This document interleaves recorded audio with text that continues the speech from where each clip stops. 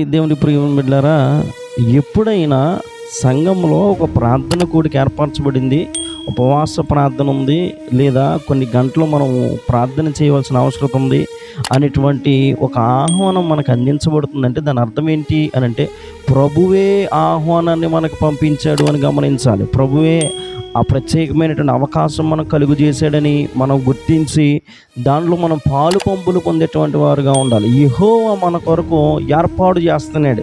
మనల్ని మనం సిద్ధపరచుకోవడానికి, దేవుని సన్నిధిలో ప్రార్థన చేయడానికి, ఆయన ఆరాధించడానికి, ఆయన గణపరచడానికి, ఆయన తన కృపచేత మనల్ని దర్శించి ఆయన మనం సిద్ధపడడానికి ఆ చక్కటి అవకాశాన్ని కలుగు చేస్తూ ఉన్నప్పుడు మనము దాన్ని సద్వినియోగపరుచుకునేటువంటి వారుగా ఉండాలి. మనము దాన్ని నిర్లక్ష్యపరచకూడదు. ఎప్పుడైనా ప్రార్థన చేయలేదే అనేటువంటి ఆలోచన నీకు వచ్చింది అని అంటే, ఎప్పుడైనా వాక్యం చదువుకునేటువంటి సందర్భాల్లో నీ అంతరాత్మ నీతో ఇదిగో నువ్వు వాక్యం చదవలేదు అనేటువంటి ఆలోచన నీకు జ్ఞాపకము చేస్తుందంటే అది ప్రభువే నీకు జ్ఞాపకం చేస్తున్నాడనే విషయాన్ని గమనించాలి. ప్రభువు ఆయన ఏర్పాటు చేస్తున్నాడు. మనల్ని ఆయన కొరకు సిద్ధపరుస్తున్నటువంటి సమయంలో ప్రభు ఏర్పాటు చేసిస్తున్నటువంటి అవకాశాలను మనం ఏమాత్రం నిర్లక్ష్యపరిచేటువంటి వారుగా ఉండవాలి.